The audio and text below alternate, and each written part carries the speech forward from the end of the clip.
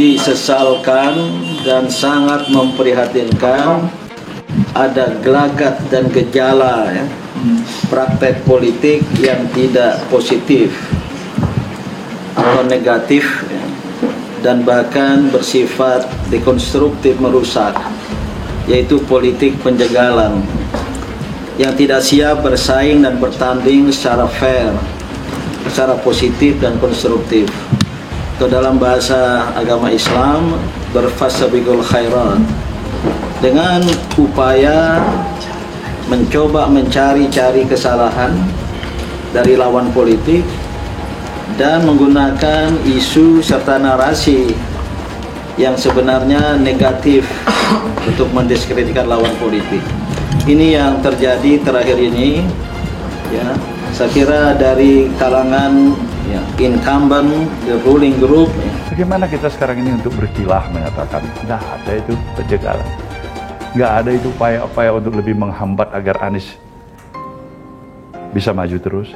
Ya fakta lapangannya demikian. Berarti memang ada penjagalan? Ya pastilah itu. Siapa yang melakukan penjagalan, Pak? Saya pun nggak tahu. Okay. Terasa bagaikan angin yang menyentuh ya, tangan dan bahu kita, ada desiran, tapi kita nggak bisa tangkap angin itu. Sebetulnya saya orang yang bukan terlalu kuat untuk menghadapi itu. Okay.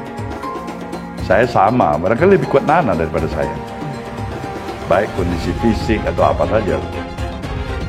Tapi satu hal yang saya paham, niat baik untuk melaksanakan satu rencana baik dan pikiran-pikiran baik, itu sendiri adalah merupakan kekuatan yang sulit untuk ditaklukkan. Bener apa? Muldoko itu apa? Muldoko itu kepala staf presiden, dan walaupun sudah kalah 16 kali tapi tetap saja ingin ngambil Partai Demokrat. Kalau itu konflik internal antara Johnny Allen, Marzuki Ali, is okay. Tapi begitu ada unsur Muldokonya, ya ini yang nggak benarnya. Itu soalnya ya. Jadi kalau konflik internal, is okay, silahkan. Tapi kalau itu konflik eksternal, bayangkan ada orang luar pengen ngambil partai orang lain, wah ini kan kebangetan namanya. Bayangkan, ya seharusnya dia tidak mau. Kemudian coba kita lihat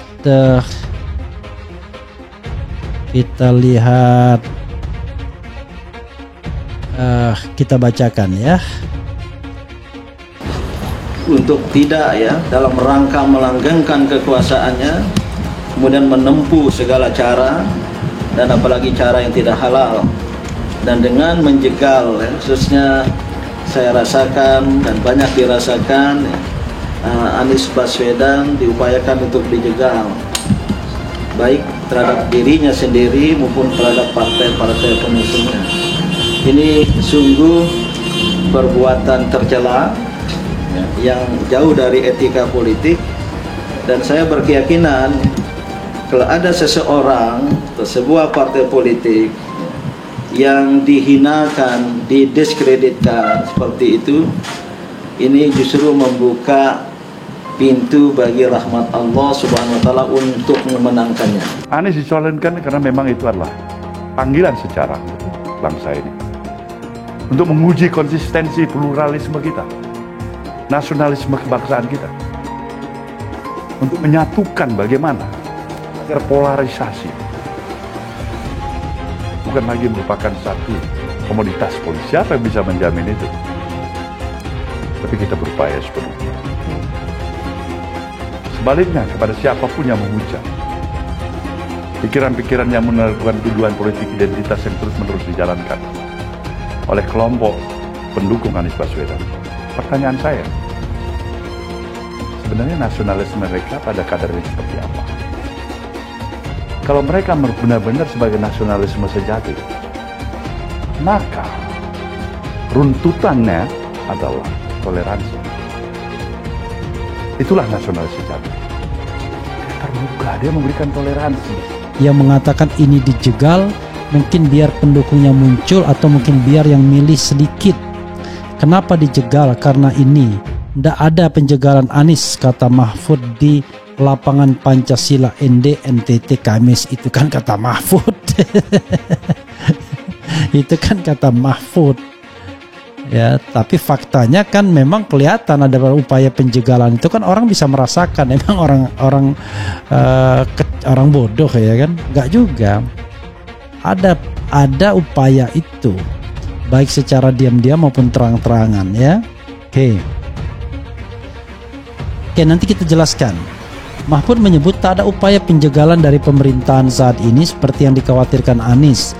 Mahfud justru berpesan kepada poros koalisi pendukung Anies kompak supaya tidak dijegal oleh internalnya sendiri. Oke, ini nasihat yang harus kita garis bawahi juga. Mau membangun politik kita dengan bangun kesadaran yang lebih sehat, demokrasi kita yang lebih kuat, agar pemimpin-pemimpin kita bukan hanya berhenti sebagai politisi, dia lahir sebagai negarawan.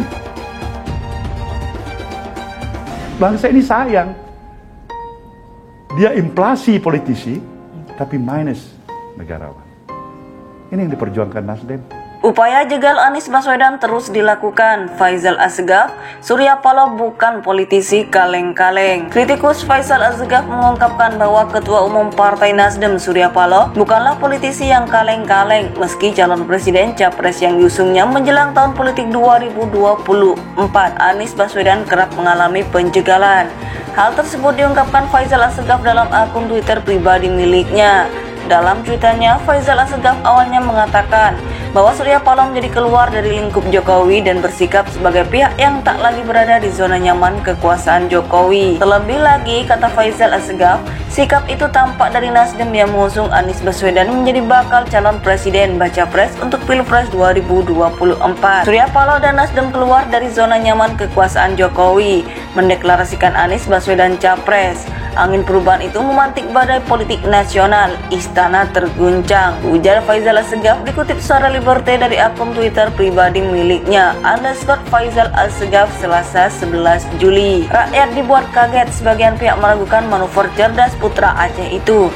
Namun terbukti Nasdem tulus mengulur tangan, melebur dengan seluruh elemen oposisi, sambungnya. Lebih lanjut, Faisal Asgaf juga mengatakan bahwa ada berbagai upaya penjegalan Anies Baswedan menuju Pilpres 2024. Menurut Faisal Asgaf, hal itu justru membuat Surya Paloh dan partainya itu semakin merapatkan barisan. Berbagai upaya menjegal Anies terus dilakukan, justru bikin Surya Paloh dan Nasdem makin solid, tambah kencang menyerukan perubahan. Wajar publik bersimpati dan apresiasi, ungkap Faisal Asgaf. Lebih heroik, Surya Paloh lantang menegaskan, jangankan masuk penjara, dibunuh pun bakal tetap dukung Anies. Sikap keberanian tersebut memompa semangat rakyat banyak. Tambahnya, Faisal Asgaf menegaskan bahwa Surya Paloh bukan politisi kaleng-kaleng. Surya Paloh dinilai sebagai tokoh pers dan sekaligus orator visioner yang terkenal tangguh di panggung nasional.